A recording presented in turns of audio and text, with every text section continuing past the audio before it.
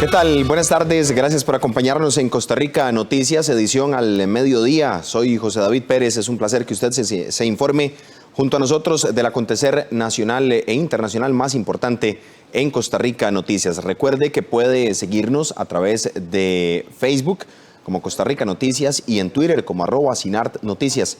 Vamos de inmediato con nuestros titulares.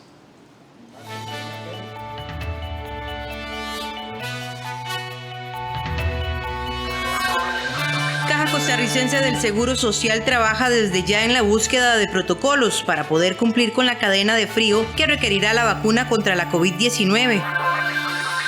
Economía costarricense tiene pulso, así lo afirmó el presidente del Banco Central a Costa Rica Noticias. En los deportes, los 4 partidos que se disputaron este miércoles como parte de la jornada 14 dejaron un saldo de 15 goles. Joe Biden nombra a su consejero Ron Klain como jefe de su futuro gabinete de la Casa Blanca. Iniciamos con información. La Caja Costarricense del Seguro Social trabaja desde ya en la búsqueda de protocolos para poder cumplir con la cadena de frío que requeriría la vacuna contra la COVID-19. Aún los países no cuentan con toda la información sobre cuántas dosis requerirá la vacuna contra la COVID-19. Tampoco se conoce aún su precio, o más importante aún, cuándo estará lista. Sin embargo, en las últimas semanas se ha mencionado que la cadena de frío y el enfriamiento que necesitaría esta vacuna es muy estricto. Una de las particularidades de esta vacuna en especial es que es una vacuna que se debe mantener a menos 80 grados, o sea, 80 grados bajo cero, lo cual logísticamente lo hace muy complicado para un país como el nuestro, de bajos o medios recursos, porque no en todo lado hay un congelador de menos 80 grados y no en todo hospital va a haber un congelador de menos 80 grados, en todo país va a haber un congelador de menos 80, y entonces esto nos podría traer más retos. Por esta razón, la Caja Costarricense del Seguro Social desde ya trabaja en la implementación de protocolos para cuando la vacuna llegue al país. Desde agosto de este año, la institución, en un esfuerzo interinstitucional, se viene preparando para la adquisición de la nueva vacuna y, por supuesto, tal y como mencionan, hay que preparar desde el punto de vista de esfuerzos logísticos para requerimientos que la nueva vacuna va a llegar a tener. Con esto entonces se ha preparado todo un equipo de diversas instituciones, Ministerio de Salud, Ministerio de Relaciones Exteriores, Caja Costarricense de Seguro Social, han venido trabajando en cuáles serían los requerimientos y fundamentalmente de mantenimiento de la cadena de frío. Wong explica que lo esencial es trabajar en la recepción y distribución de esta esperada inmunización. Con esto se han establecido entonces diversos escenarios para almacenaje y distribución para tener 2 objetivos fundamentalmente. Número 1, poder preservar y garantizar de que el biológico cuente con las características de almacenamiento que garanticen la calidad y, por supuesto, mantengan su efectividad. Es el primer punto. Pero el segundo punto, también garantizando que la vacuna pueda estar accesible para la distribución y oportuna aplicación en el periodo contemplado una vez que la vacuna se encuentre en el territorio nacional. Y entonces con estos escenarios, poder lograr una distribución basada desde el punto de vista de seguridad y desde el punto de vista de accesibilidad del biológico. A la fecha, Costa Rica ha adquirido 3 millones de dosis de las empresas Pfizer y BioNTech para una entrega progresiva en el 2021. La economía costarricense tiene pulso, así lo afirmó el presidente del Banco Central a Costa Rica Noticias. Según el jerarca, hay signos de recuperación en sectores como el turístico y la exportación de bienes. La economía costarricense tiene pulso, así lo afirmó el presidente del Banco Central, Rodrigo Cubero, en una entrevista con Costa Rica Noticias. La economía nacional tiene pulso, tenemos una economía bastante resiliente. Pensemos en esto, que la proyección de crecimiento del Banco Central para la economía costarricense este año, en el 2020, es de menos 4,5. Es decir, se estima que va a haber una contracción económica de 4,5% este año. Eso es una contracción económica muy severa, sin duda, una de las más severas que hemos tenido en la historia de Costa Rica. De hecho, la más severa, la segunda más fuerte desde el año, la más fuerte que tenemos desde el año 1982. Y y la segunda más fuerte que tenemos desde que las estadísticas de cuentas nacionales empiezan a compilar en el año 1950. Entonces, según el jerarca, los indicadores económicos muestran signos de recuperación para sectores como el turístico y la exportación de bienes. Por ejemplo, en materia de turismo, las tasas de ocupación de los hoteles han aumentado significativamente, y a pesar de que todavía, por supuesto, no tenemos los niveles de ingresos de turistas extranjeros al país que hubiéramos tenido normalmente en estas épocas del año. Sí es cierto que ha repuntado mucho el turismo interno y ha compensado parcialmente la caída en el turismo externo. El jerarca manifestó que es el resultado de la reapertura gradual de la economía costarricense, ayudado también por el repunte de la actividad económica mundial, y que en parte de esa resiliencia en la economía tica es que es muy diversificada y no depende de un solo sector o de un solo producto de exportación. Sobre el tipo de cambio del dólar, que ha venido al alza desde abril, Cubero señaló que hay varios factores para ello, como la mayor disponibilidad o no de divisas dependiendo de la época del año, la afectación de la pandemia en exportaciones de bienes y servicios, así como el turismo y los movimientos de los ahorros de colones a dólares de los agentes económicos. Hay momentos de incertidumbre, los agentes económicos tienden a buscar refugio en el dólar y eso lleva a una dolarización de los ahorros y eso le pone presión al alza, al tipo de cambio. Hay una mayor demanda de dólares y, como en cualquier mercado, en el mercado de papas, en el mercado de chayotes, cuando hay un aumento en la cantidad demandada de uno de esos bienes, su precio tiende a subir. Cuando aumenta la cantidad demandada de dólares, tiende a subir el precio del dólar en relación con el colón, que es lo que llamamos el tipo de cambio. Para Cubero, los dos primeros factores están siendo revertidos, y sobre el último, que nace por la incertidumbre fiscal, se podrá corregir con un ajuste en esa materia. Puede ver y escuchar la entrevista completa en nuestra página web www.costarricamedios.cr. Este jueves los vecinos de los cantones de Montes de Oca y Goicoechea tendrán interrumpido el servicio de agua potable por trabajos que realizan los funcionarios de acueductos y alcantarillados. Este jueves 12, desde las 7 de la mañana a las 6 de la tarde, el Instituto Costarricense de Acueductos y Alcantarillados instala unas válvulas de control hidráulico, por lo que mantiene el servicio de agua potable suspendido en el cantón de Montes de Oca y Goicoechea, indicó el vocero de operación y control del sistema del Gran Área Metropolitana. Los trabajos tendrán diferentes ubicaciones. El primero de ellos será en la salida del tanque de Sabanilla, donde se instalará una válvula de control hidráulico que permitirá tener una mejor reacción en el futuro en caso de presentarse fugas en las tuberías principales. También se dará el alineamiento de las válvulas en los trabajos del paso a desnivel de Guadalupe en coordinación con CONAVI.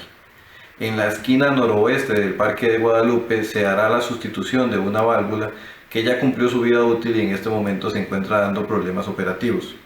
Además, se le dará mantenimiento a unos hidrantes que se ubican en el casco central de Guadalupe.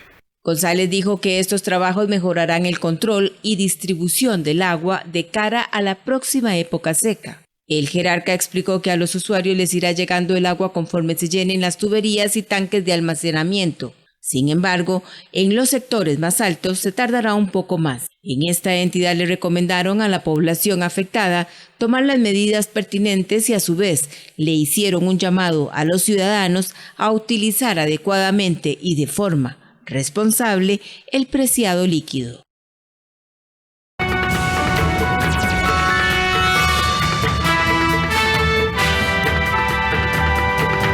12:09 minutos. ¿Cómo se encuentra el estado del tránsito en algunas de las principales vías de nuestro país? Se lo mostramos a continuación gracias a cámarasvialescr.com. El sector de las cercanías del Hospital México luce bastante congestionado en la zona, específicamente en dirección hacia San José. Hay mucho tránsito vehicular, bastante lento en este momento el flujo vehicular para quienes transitan a las 12:10 este sector. En el sentido contrario, hacia Alajuela no hay mayor complicación, así que atención conductores por si toman esta ruta o necesitan pasar por este sector en las cercanías del Hospital México sobre la autopista General Cañas. Nos vamos ahora hacia el sector de circunvalación en las cercanías de Atillo 8, condiciones muy normales a esta hora, 12:10, gracias a cámarasvialescr.com. Mucho tránsito, bastante lento el transitar de los vehículos en el sector de los semáforos hacia circunvalación, en el sentido contrario, muy fluido. No hay condiciones lluviosas en ninguna de las zonas que hemos reiterado la información, y lo hacemos ahora sobre el sector de la Ruta 27 en la zona cercana al Alto de las Palomas. Condiciones muy favorables en ambos sentidos, no hay congestionamiento vial, ningún problema para transitar a las 12:11. Rotonda San Sebastián y paso a desnivel favorable para los conductores en los dos sentidos, tanto en el paso a desnivel hacia San Sebastián como en la rotonda en los diferentes ingresos y salidas. 12:11. Hacemos una pausa y ya regresamos con más información en Costa Rica Noticias. Quédese con nosotros.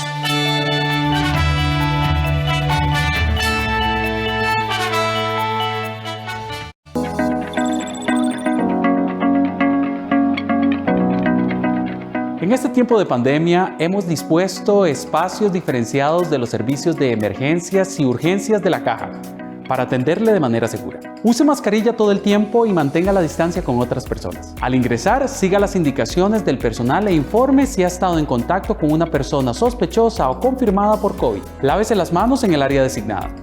Recuerde que solo se permite que los adultos mayores, menores de edad, embarazadas o personas con una discapacidad asistan con un acompañante. Si tiene alguna duda, consulte con el personal de salud. Use correctamente los servicios de emergencias y urgencias para estar seguros todos.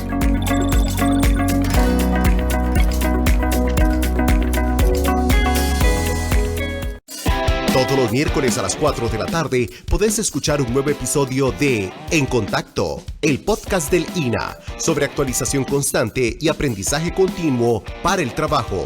Una conversación práctica para mantenernos en contacto. Encontranos en las plataformas de Spotify y Anchor como En Contacto.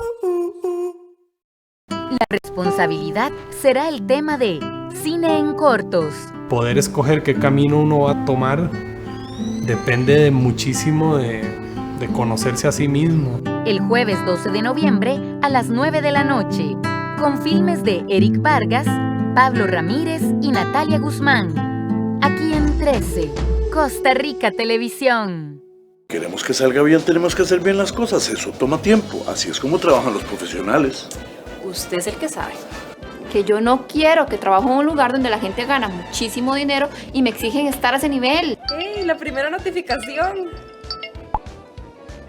¡Qué caro! ¿Para quién es esa ropa? Para la reina de Inglaterra. Entonces, ¿qué hago? Sin traje no tengo trabajo y sin trabajo no tengo traje. Yo le voy a encontrar arreglo como de lugar. Continúa La Remendona, la serie donde se arreglan prendas, almas y vidas.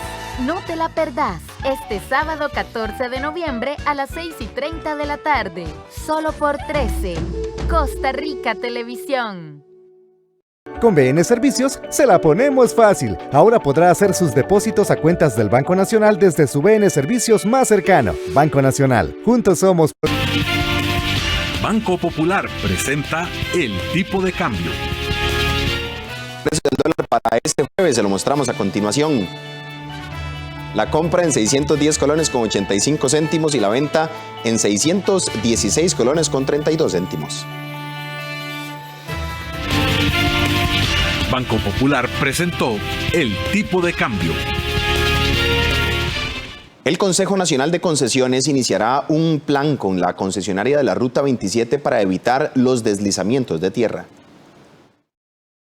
Ante los deslizamientos que se han presentado en la Ruta 27, las autoridades del Consejo Nacional de Concesiones inspeccionaron esta semana la Ruta 27, donde este martes por la noche se registró un nuevo deslizamiento a la altura del kilómetro 41 que obligó a cerrar la vía. El secretario técnico del Consejo Nacional de Concesiones explicó que durante la inspección se corroboró que las condiciones del material no dan apariencia de que sea una situación tan crítica, pero sí es necesario acostar un poco el talud.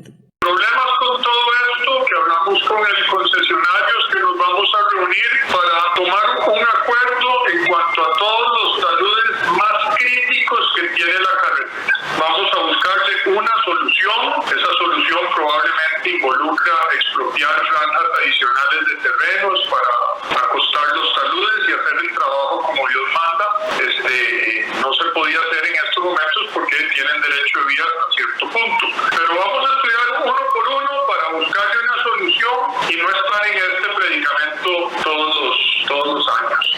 Hines aseguró que una vez que la ruta quede habilitada, mantendrán un monitoreo constante de la misma. Precisamente sobre este mismo tema en Global Vía dijeron que en los próximos días se reunirán con personeros del Consejo Nacional de Concesiones para determinar un plan conjunto y valorar la necesidad de expropiar. El sexto informe de evaluación de la Ruta 27 entre San José y Caldera, realizado por el Laboratorio Nacional de Materiales y Modelos Estructurales de la Universidad de Costa Rica, la NAME, mencionó que la vía ha sufrido la troncal principal, las radiales, la inestabilidad de los taludes y la falta de mantenimiento en los puentes. Además, esta vía, según el ANAME, presenta problemas por las altas velocidades de tránsito, un aumento en los costos de operación vehicular y una disminución en la durabilidad del proyecto debido al aumento en las cargas dinámicas que recibe diariamente el pavimento. Esta misma entidad en el 2017 señaló que los taludes representan un gran riesgo para la carretera y el usuario. Por otra parte, esta vía ha presentado problemas peatonales, deficiencia en los márgenes de las carreteras. En fin, esta vía que se dio en concesión ya ha presentado varios fallecimientos. Inclusive esta semana un automóvil y un tráiler fueron golpeados por el material que cayó el martes pasado en la noche. La expresidenta Laura Chinchilla recibió esta semana un reconocimiento mundial por su liderazgo femenino. Según la exmandataria, aunque hay gran cantidad de mujeres en la esfera política, muchas aún no pueden escalar en puestos porque siguen predominando factores como los prejuicios sociales. Laura Chinchilla conversó con la periodista Julieta Cambronero de este y otros temas. La expresidenta de Costa Rica, Laura Chinchilla, fue reconocida con el premio Women Political Leaders Trailblazer 2020 por su liderazgo femenino en la región. El reconocimiento es otorgado a mandatarias, expresidentas o primeras ministras en ejercicio que rompen los techos políticos de cristal y alcanzan el escalón más alto del liderazgo político. El premio fue otorgado durante el Foro Global de Reykjavik, Mujeres Líderes, un evento virtual este año que se efectuó del 9 al 11 de noviembre en la capital de Islandia. Costa Rica Noticias conversó con la exmandataria, quien dijo sentirse muy honrada. Me siento muy honrada por este gesto tan importante que tuvo un foro de mucho prestigio como es el foro Reykjavik, organizado en Islandia, en donde básicamente se reconocen los liderazgos globales y el que me lo hayan reconocido a mí pues me ha llenado efectivamente de mucha alegría y estoy muy agradecida por el mismo. Según la exmandataria, el empoderamiento de las mujeres para que se haga lo mismo que se ha hecho no trasciende.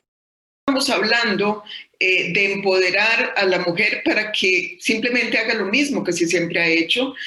Partimos de la constatación, porque esto no solamente es una presunción, es una constatación, de que en la mayor parte de los casos de las mujeres que han gobernado se han impulsado políticas que han ayudado particularmente a las mujeres más necesitadas. Hablamos desde un combate de la pobreza en donde se garantiza que el presupuesto se dirija a los hogares jefas de hogar. Hablamos de, por ejemplo, atender las necesidades de las mujeres o familias trabajadoras. Consultada sobre las razones por las cuales muchas mujeres, principalmente en el ámbito político, no pasan de ciertos puestos, pese a que han trabajado desde la base, cada vez que hay un proceso electoral, la expresidenta comentó que son varios factores que inciden, como las obligaciones en el hogar, el acceso al financiamiento y los prejuicios.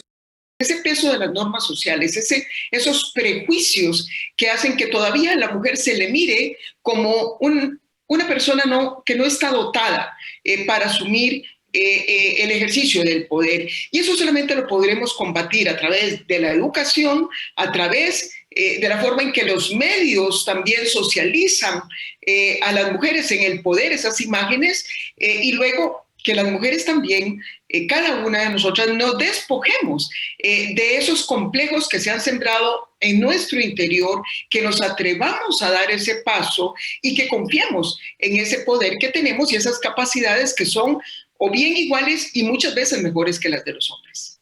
La exmandataria enumeró 3 de sus principales logros para la mujer cuando gobernó entre el 2010 y 2014, la red de cuidado que considera se ha debilitado y la reducción en un 50% de los femicidios, así como la paridad en la educación en los 3 niveles. En marzo de este año, la gobernante costarricense fue galardonada con el Premio de Mujeres de la Década en la Vida Pública y el Liderazgo del Women Economic Forum, celebrado en Ámsterdam, Holanda. Puede ver y escuchar todo lo dicho por la expresidenta Laura Chinchilla en nuestro sitio web www.costarricamedios.cr.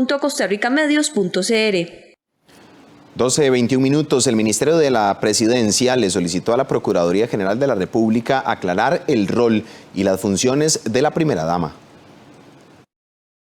El Ministerio de la Presidencia envió una consulta a la Procuraduría General de la República, que es el abogado del Estado, con la finalidad de aclarar el accionar del rol y las funciones de la primera dama y su despacho. Dicha solicitud de análisis jurídico fue enviado con una serie de dudas y consultas de actores políticos. Durante los pasados casi 2 años y medio, con la colaboración de un grupo de profesionales altamente comprometidos de Casa Presidencial, nos hemos dedicado a impulsar y a colaborar con los entes rectores en el desarrollo de proyectos relevantes para nuestro país. Este trabajo lo hemos realizado apegados al marco jurídico vigente y en estricto respeto de las rectorías y competencias legales correspondientes. Dobles aseguró que su despacho trabaja con la movilidad urbana e infraestructura, acceso a la vivienda, ordenamiento territorial, impulso para el desarrollo de la región Chorotega y la reactivación de la isla San Lucas. Sobre este tema, el especialista en Derecho, Eduardo Acuña, explicó que esta consulta definirá si la figura de la primera dama puede tener atribuciones de funcionario público, como de hecho ha ocurrido. O si por el contrario es únicamente un tema de protocolo propio de una tradición en la sociedad costarricense. Esto será el tema a definir en la consulta que se le ha realizado y que pretende permitir de alguna manera definir los alcances y las facultades que podría tener la primera dama en el ejercicio de atribuciones de carácter público. Entre las consultas a la Procuraduría General de la República se encuentra si la labor de la primera dama se limita estrictamente a una función protocolar. También si procede a asignarle una oficina con bienes y servicios del sector público a la primera dama, entre otras. ¿Está realizando Costa Rica las suficientes pruebas para detectar la COVID-19? Nuestra compañera Melissa Valerio nos intenta contestar esta interrogante. Melissa, buenas tardes. Muy buenas tardes, amigos de Costa Rica Noticias. Como ustedes pueden observar, a mis espaldas se encuentra el Hospital San Juan de Dios, uno de los hospitales en el que más pruebas para detectar el COVID-19 se realizan. Y es que precisamente en las últimas semanas algunos expertos han mencionado que se están realizando menos pruebas y que esto podría significar que por ahí es donde se ve que hay una disminución de casos de COVID-19. Sin embargo, ¿qué tan cierto es esto? En la Caja Costarricense del Seguro Social aseguran que por día se realizan cerca de 2.500 pruebas diarias y que precisamente las pruebas se cuidan como oro debido a la dificultad que es conseguir esta prueba. Veamos la siguiente información que resume qué es lo que opinan los expertos y si realmente ha bajado la curva o es que se están realizando menos pruebas.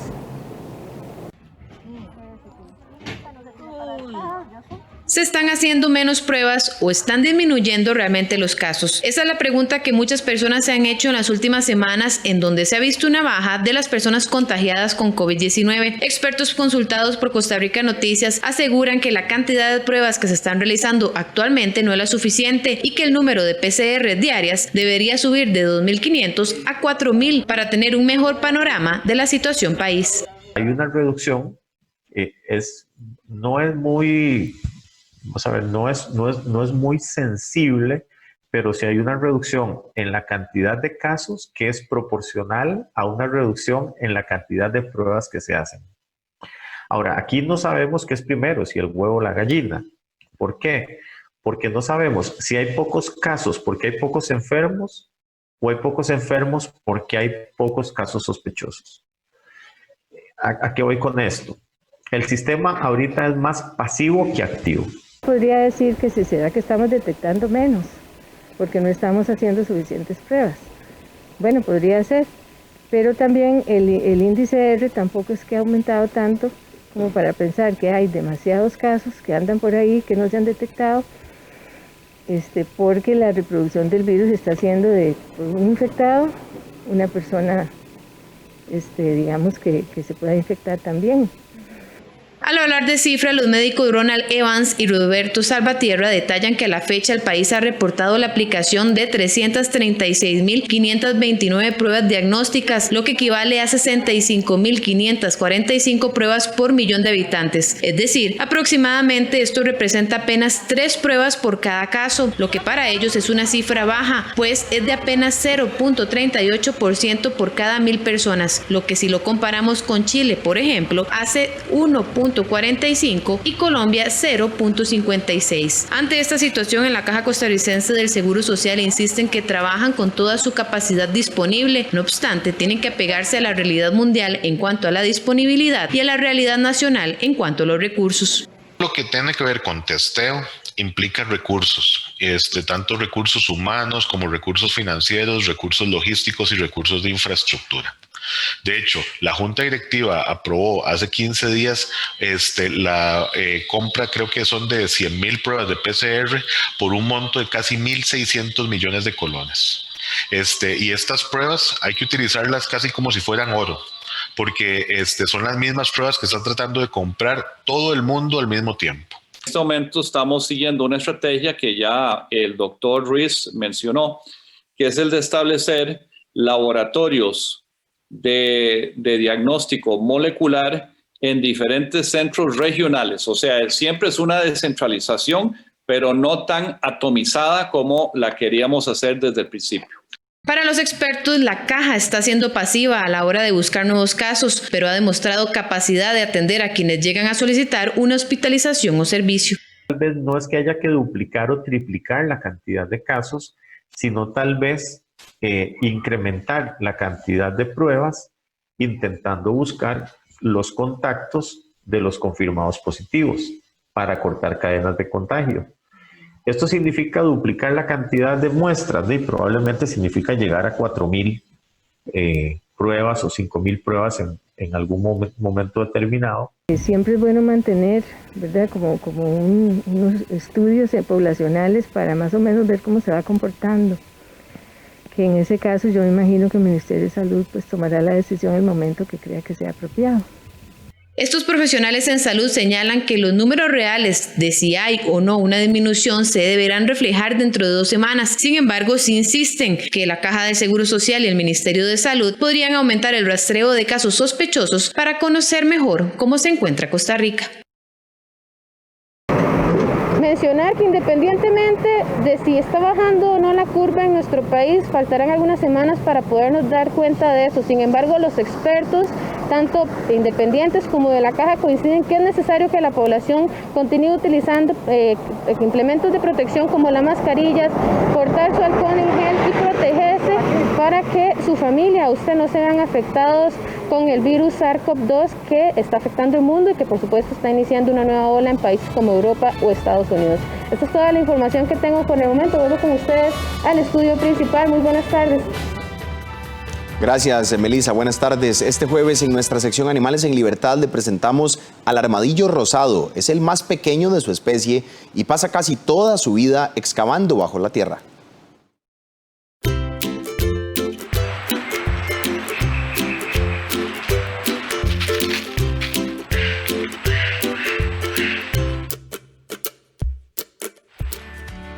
El armadillo rosado es el más pequeño de la familia de los armadillos. Mide entre 7 y 11 centímetros de largo, excluyendo su cola. Es originario de Argentina, es de color rosa pálido y tiene pelos blancos en el vientre. Vive principalmente en zonas arenosas y secas, donde abunden los arbustos. Es un animal nocturno. Excava sus madrigueras en la tierra, generalmente cerca de los hormigueros. También es conocido como pichiciego y pasa casi toda su vida excavando bajo tierra. Se alimenta principalmente de hormigas, larvas, gusanos, caracoles, otros insectos y varias plantas y raíces. El más chiquito de los armadillos se alimenta de invertebrados y plantas y se deja ver en la superficie en muy raras ocasiones. Además, es muy susceptible al estrés y no tolera muy bien los encuentros con humanos.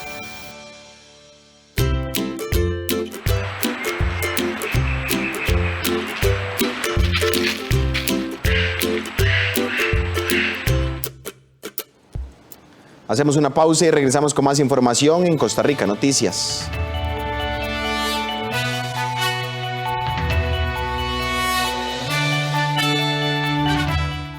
Semana Global de Emprendimiento 2020. Del 14 al 20 de noviembre tendremos la primera feria virtual creando nuevas oportunidades.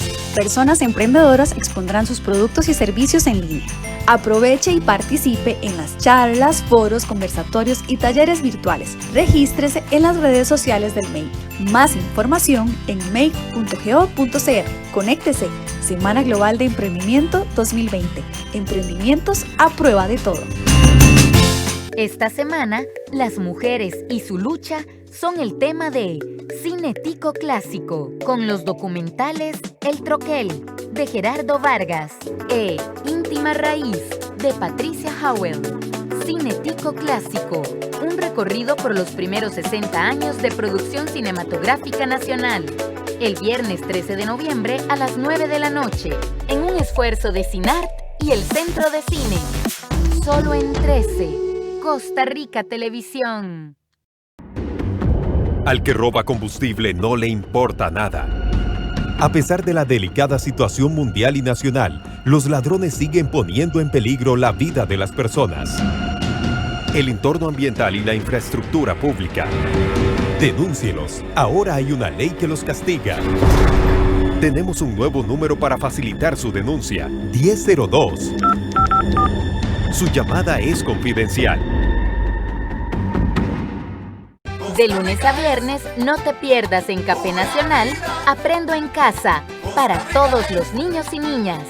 Los lunes, Marta nos trae manualidades. Los martes, Gabriel Educación Física. Los miércoles, Alexandra Cocina. Los jueves, Andrea nos enseña de tecnología. Y los viernes, Lupita nos habla de la flora y fauna de nuestro país. Ya sabes, a las 9 de la mañana, aquí en 13, Costa Rica Televisión.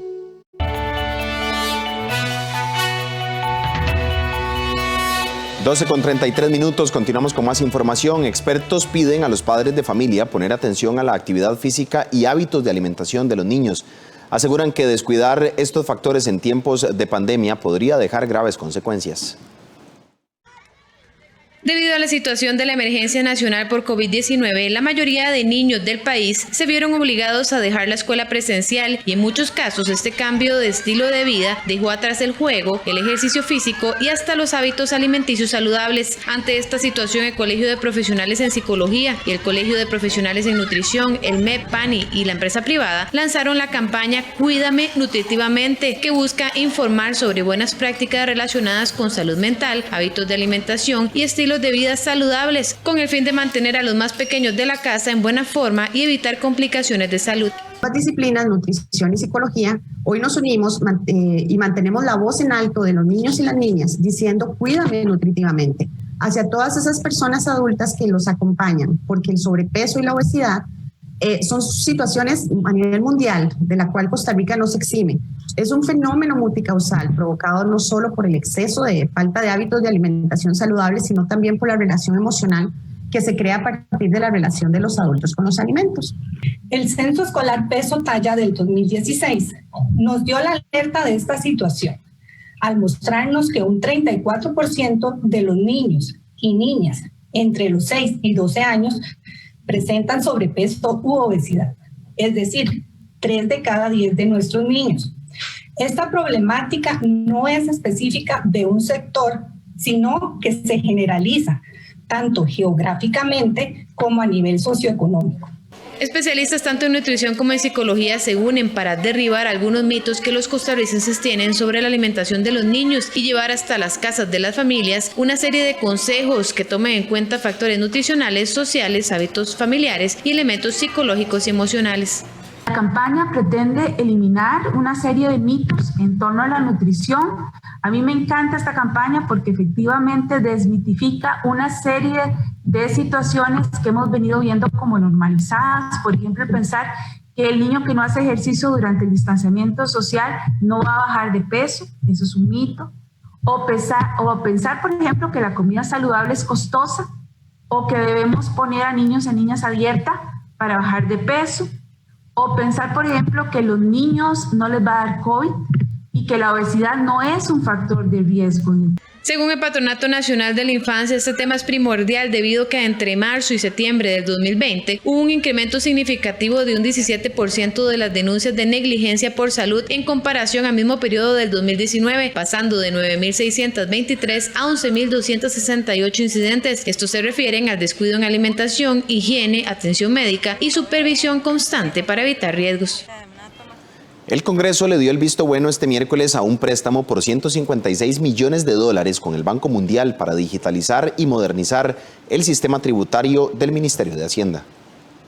Los diputados le dieron primer debate al proyecto de ley conocido como Hacienda Digital, el cual permite al gobierno disponer de un crédito por $156 millones para modernizar los sistemas tributarios. De acuerdo con los legisladores que apoyaron la propuesta, estos recursos también se destinarán a mejorar los sistemas aduaneros, la gestión presupuestaria y a contribuir con una baja en la evasión fiscal. Para la diputada oficialista Laura Guido, esto es lo que se denomina Agenda del Futuro. Es la posibilidad de atender los problemas que constantemente estamos mencionando aquí en este plenario legislativo. Problemas como la evasión fiscal, las deficiencias de nuestro sistema aduanal, la imposibilidad de dar un seguimiento que nos permita poder recaudar efectivamente los impuestos de las personas que deben hacer sus contribuciones ordenadamente. La posibilidad de dar un seguimiento de principio a fin, desde el ejercicio presupuestario hasta el último nivel de ejecución de los recursos a cada centavo de las y los contribuyentes. La propuesta de ley también recibió un claro apoyo del liberacionista Carlos Ricardo Benavides, quien lo calificó como una gran apuesta del país en medio de la crisis que atraviesa.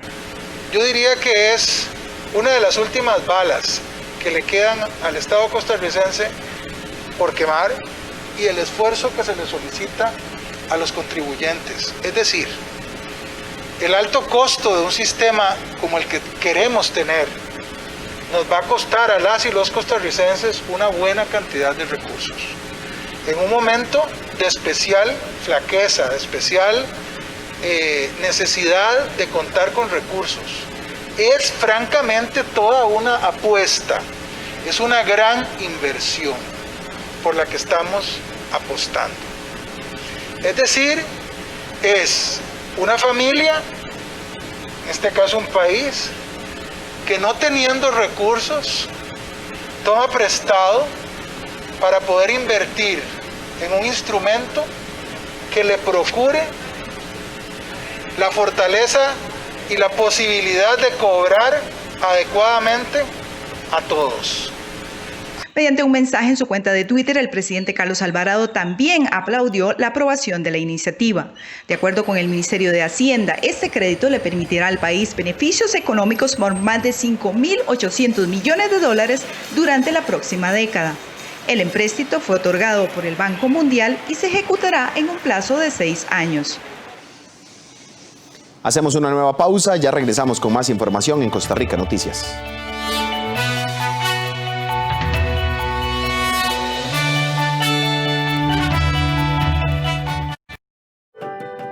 Lo que más nos emociona es poder recibirlos de nuevo, para que ustedes puedan sentir la felicidad de turistear, porque de todo lo demás ya nos estamos ocupando nosotros. Y en conjunto con el Ministerio de Salud y el Instituto Costarricense de Turismo, hemos trabajado los protocolos para que volver a turistear sea seguro tanto para ustedes como para nosotros. Estamos más que listos para vernos de nuevo. Volvamos a turistear por Costa Rica. Ingresa a vamosaturistear.com. Desde donde se encuentre, usted puede comprar, remodelar o construir. El BCR multiplica sus posibilidades en vivienda. Elija el crédito con la cuota que más le convenga, hasta con un 90% de financiamiento.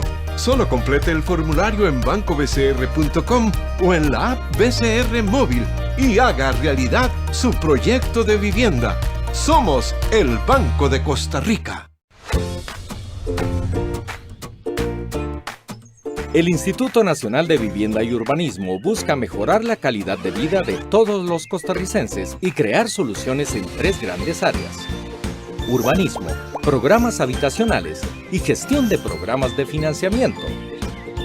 Renovemos Costa Rica con desarrollo urbano, vivienda y financiamiento al alcance, en armonía con la naturaleza.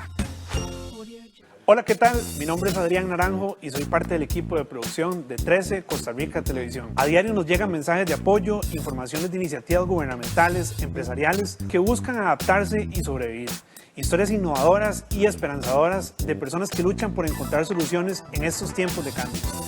Y son precisamente esos esfuerzos los que vamos a compartir acá, en este programa Soluciones del 13. Los esperamos entonces todos los días justo después de la conferencia de prensa del Ministerio de Salud, aquí en 13 Costa Rica Televisión y 101.5 Costa Rica Radio.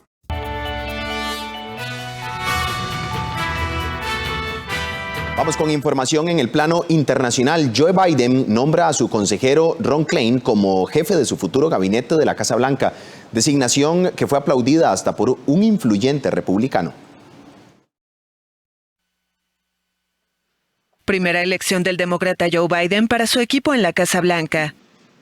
El presidente electo de Estados Unidos anunció el miércoles el nombramiento de Ron Klain como jefe de su futuro gabinete. El experimentado asesor de 59 años también trabajó con Biden cuando era presidente del Comité Judicial del Senado. Posteriormente se desempeñó como jefe de gabinete del exvicepresidente Al Gore. Durante el gobierno de Barack Obama, Klain coordinó las respuestas de la Casa Blanca a la crisis del ébola en 2014. En un comunicado lanzado por su equipo de transición, Biden expresó que Klain ha sido indispensable para él durante los muchos años que han trabajado juntos. Aseguró que su profunda y amplia experiencia y su capacidad para trabajar con personas de todo el espectro político es lo que necesita mientras enfrentan este momento de crisis y unen nuevamente al país. La elección de Klain recibió grandes elogios de los demócratas e incluso de una destacada voz republicana. Según todas las proyecciones de los medios estadounidenses, el presidente Donald Trump perdió las elecciones del 3 de noviembre. Sin embargo, hasta el momento se ha negado a aceptar la derrota y está organizando una extensa batalla legal para revertir el resultado. Una agencia gubernamental clave, la Administración de Servicios Generales, también se ha negado a reconocer formalmente que Biden es el presidente electo, lo que retrasa los fondos y la cooperación para el proceso de transición. El presidente mexicano Andrés Manuel López Obrador justificó su decisión de no aceptar una llamada telefónica con el presidente electo de los Estados Unidos. Que si no reconocemos van a haber represalias. No. El presidente mexicano Andrés Manuel López Obrador reiteró el miércoles por qué aún no se ha unido a otros mandatarios para reconocer el triunfo de Joe Biden en las elecciones presidenciales estadounidenses. Explicó también el motivo por el que rechazó la petición de realizar una llamada telefónica con el demócrata según medios locales, y aseguró que el contacto se dará en cuanto se concluya el conteo de votos. Lo estamos apegando a nuestra política de principios, a nuestra legalidad. Además, no somos colonia, somos un país libre, independiente, soberano. López Obrador ya había explicado el lunes durante su habitual conferencia matutina que esperar el pronunciamiento oficial no significa que apoye las denuncias de fraude realizadas por el presidente Donald Trump. También descartó tener alguna diferencia con Biden. No todos votaron por un partido, otros votaron por otro partido. ¿Cómo de manera irresponsable nosotros vamos a pronunciarnos por uno o por otro? No nos corresponde. Eso es intervencionismo. Trump, que se postuló a la reelección, denunció que la votación fue amañada y que hubo una conspiración de los opositores demócratas en los comicios en los que el sábado se dio a conocer el triunfo de Biden de acuerdo con proyecciones de los medios estadounidenses. Hasta ahora el equipo del republicano no ha mostrado pruebas de la existencia de un fraude. Previo a su llegada al poder en 2018, López Obrador denunció 2 veces haber sido víctima de fraude tras perder las presidenciales de 2006 y 2012, por lo que realizó protestas y severos bloqueos durante varios meses. En Perú continúan las protestas contra el nuevo gobierno, 2 días después de la destitución de Martín Vizcarra. Siguen las protestas en Perú contra el nuevo gobierno. Policías y manifestantes se enfrentaron el miércoles en las calles de Lima, 2 días después de que el Congreso destituyera al presidente Martín Vizcarra por incapacidad moral. Vizcarra gozaba de altos índices de popularidad entre la población por su combate a la corrupción. Que han realizado entre el día la vacancia a nuestro presidente de la República, faltando tiempo y poco tiempo en sí del término de su candidatura, ¿no? La cual genera una estabilidad sumamente alta en nuestro país. La destitución de Vizcarra ocurrió a tan solo meses de las elecciones generales de abril y en medio de un escenario adverso. La economía peruana entró en recesión por el confinamiento que semiparalizó la producción y se proyecta que cerrará 2020 con una caída del 12,5% y dejando a más de 2.500.000 desocupados por la quiebra de negocios. Además, la pandemia de COVID-19 ha matado a más de 35.000 peruanos y contagiado a más de 925.000. Yo creo que es una marcha para reunirnos todos y hago un llamado para la gente joven, que vamos a votar el próximo año. El líder parlamentario Manuel Merino asumió la presidencia tras la salida de Vizcarra y el miércoles nombró como primer ministro al conservador Antero Flores Arauz, quien prometió reactivar la economía y dar tranquilidad a los ciudadanos. Las muertes por coronavirus aumentan en varios países europeos hasta llegar a los niveles de la primera ola. Europa entera observa cómo los fallecidos diarios por coronavirus alcanzan las cifras de los momentos más duros de la primera ola. Por ejemplo, el Reino Unido suma más de 50.000 muertos tras notificar el miércoles otros 595 fallecidos. Uno de los quebraderos de cabeza es cómo organizar los desplazamientos de los jóvenes estudiantes a sus casas para las Navidades. El gobierno británico prevé establecer una especie de corredor seguro en Inglaterra con un doble test previo y alojamientos específicos para minimizar el riesgo de contagio de sus familiares.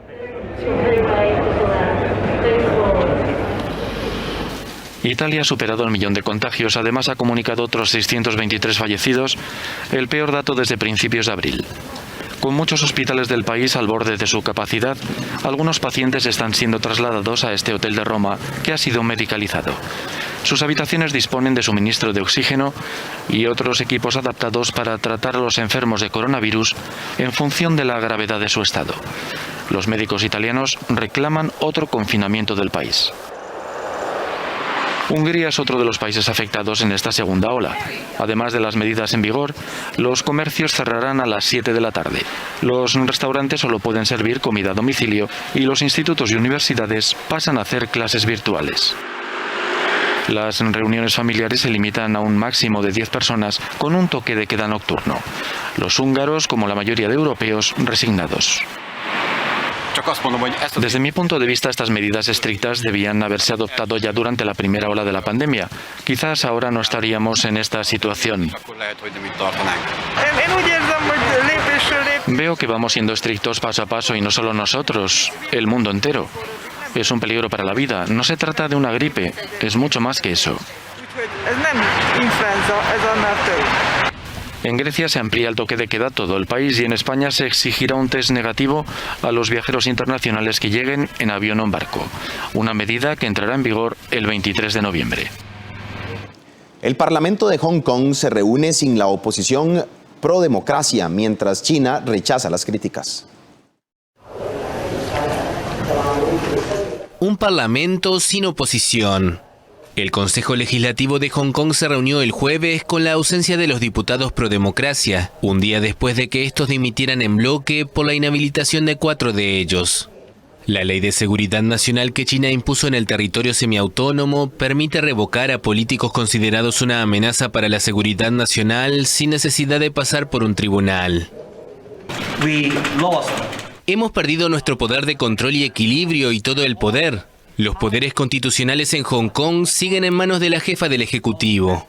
Y como todos sabemos, la jefa del Ejecutivo de Hong Kong por el arreglo constitucional es básicamente una marioneta del gobierno central. Así que decimos que hoy los días venideros marcan el fin del principio de un país dos sistemas.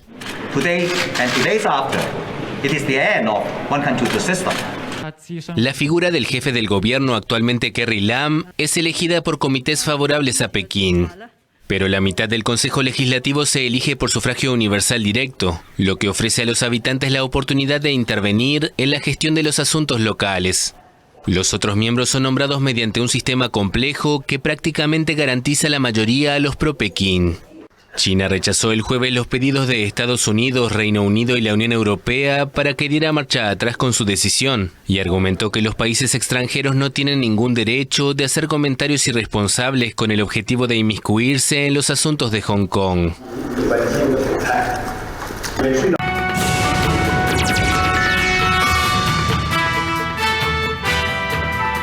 Los 4 partidos que se disputaron este miércoles como parte de la jornada 14 dejaron un saldo de 15 goles, pero más importante aún, el impacto en la tabla de posiciones. Vamos a repasar las imágenes, el duelo precisamente en territorio sancarleño. Yaikel Medina ponía el 1-0 a favor del conjunto de Limón, esto en la primera parte.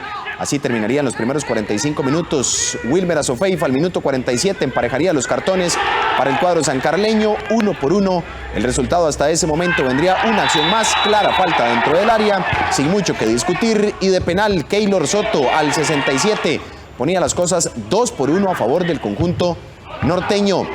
Remate fuera del área, repele el guardameta 1 o 2 veces, la defensa no lo ayuda. Eric Cabalceta al 75 ponía el 3-1 con el que triunfa el conjunto de San Carlos. Nos vamos a repasar lo que ocurrió en territorio caribeño. El cuadro de Limón anotaba el 1-0 Keiner Bernard con la primera anotación. Descuido del guardameta al 66, el 1-1 al Roy Smith. Al minuto 74 ponía las cosas 2-1 en el duelo y con esto concluiría el encuentro, triunfo para los limonenses. Otro de los duelos que se significó fue el de Cartaginés en propia casa. El duelo importante ante el conjunto de Santos, 1-0 Christopher Núñez. Marcel Hernández ponía las cosas 2-0 y 3-0 ya matices de goleada. Ronald Mauricio Montero, el 3-0, el triunfo del conjunto cartaginés que asegura prácticamente su clasificación. Y cerramos el duelo, cerramos este repaso también en el último de los enfrentamientos que se significó este miércoles. Soto con la primera anotación. Vendría la respuesta de Carlos Mora al minuto 57 con el 1-1. Perfecto disparo. Por supuesto, nada que hacer para el guardameta del conjunto del Sporting. Álvaro Saborío al 68 ponía las cosas 2-1 para Liga Deportiva Alajuelense. Jürgens Montenegro nuevamente haciéndose presente en las redes alajuelenses al 72, 1-3. Faltaría una anotación más del conjunto del Sporting de penal. Sería el ejecutor el cuadro de Sporting, Justin Daly al 88, 2-3, triunfo de Liga Deportiva Alajuelense. La selección de Costa Rica se medirá este viernes a su similar de Qatar por primera vez, pero será la tercera ocasión que enfrente a un campeón asiático vigente. La selección nacional volverá a las canchas el próximo viernes al ser la 1 de la tarde, hora nacional. Costa Rica intentará retomar la victoria, la cual le es esquiva desde hace prácticamente un año. El escenario será el estadio BSFS Arena, propiedad de la Admira Walker, el cual ya fue reconocido por los integrantes del equipo nacional. El rival será Qatar, el vigente campeón de la zona asiática y país que será sede del próximo Mundial. Además fue invitado a la Copa América del año anterior y estará en la Copa Oro de CONCACAF del 2021. Para Costa Rica será histórico, ya que estas dos selecciones no tienen ningún antecedente ni a nivel mayor ni menor. Al mismo tiempo, el combinado patrio chocará con un campeón vigente de Confederación nuevamente. La primera vez que esto sucedió fue en el Mundial de Italia. Nuestra primera copa trajo como compañero de grupo al poderoso Brasil, campeón del Cono Sur en 1989. El duelo se terminó perdiendo por la mínima. El detalle se repitió en 1999 en un amistoso cuando Costa Rica entregó vencido a Arabia Saudita, monarca entonces de Asia, 1-0. Colombia, en otro amistoso, siendo campeón sudamericano, nos doblegó 1-2, mientras que previo al Mundial del 2002, Costa Rica igualó con el monarca asiático Japón 1-1. Una última ocasión para esta curiosidad se presentó en 2011, cuando Costa Rica recibió a España, flamante monarca de la UEFA, y cuyo marcador fue 2-2. Ahora será Qatar, el rey imperante en Asia, el que juega ante la nacional. El paraatleta nacional Sherman Whitty podrá representar a Costa Rica en los Paralímpicos de Tokio, luego de que el Comité Paralímpico Internacional determinara que su caso vence un mes antes de las justas, el próximo 22 de julio del 2021. El pasado mes de marzo de 2019, en el Grand Prix Mundial de Paraatletismo, Sherman Whitty demostró que el accidente en el que perdió parte de su pierna izquierda no sería obstáculo para seguir su paso en el atletismo. Ahí se coronó como el más rápido en los 100 y 200 metros y además consiguió su marca para los Juegos Paralímpicos de Tokio. Esta alegría fue apagada unos meses después cuando tuvo un resultado analítico adverso en un doping fuera de competencia. La sustancia encontrada en su organismo era clostebol. Esto le dejaría fuera de las tan añoradas justas olímpicas. Sin embargo, una luz en el camino aparece y con el cambio de fechas de Tokio debido a la pandemia, este miércoles el limonense fue notificado por parte del Comité Paralímpico Internacional de que podrá asistir a las justas olímpicas, ya que su caso vence el próximo 22 de julio de 2021, un mes antes de que inicien las justas en el país asiático. La verdad es que estoy muy contento porque voy a poder competir en los Juegos Paralímpicos. Desde ahora estoy preparándome para traer esa medalla y lo más importante de todo esto es que pude mostrar que no me dopé y yo nunca me doparía, y por esa razón me sancionaron 2 años y no 4. Entonces ahorita lo que sigue es seguir preparándome y dar lo mejor. En el comunicado dice que sobre la base de las pruebas presentadas por el deportista, el Comité Paralímpico Internacional aceptó que la infracción no fue intencionada y fue el resultado del uso de un medicamento por parte del deportista tras la retirada de un queloide. La mejor marca de Whitty en los 100 y 200 metros planos establecidos en el ranking mundial es de 10 segundos 99 décimas y 22 segundos 65 décimas respectivamente en la categoría T64.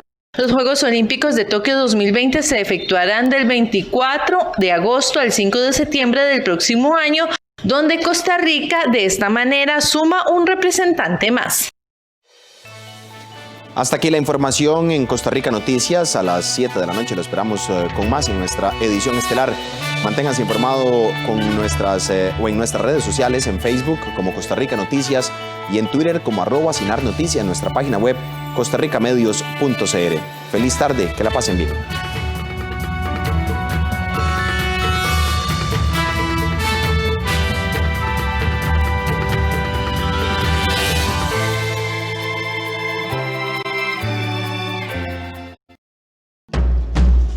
Estás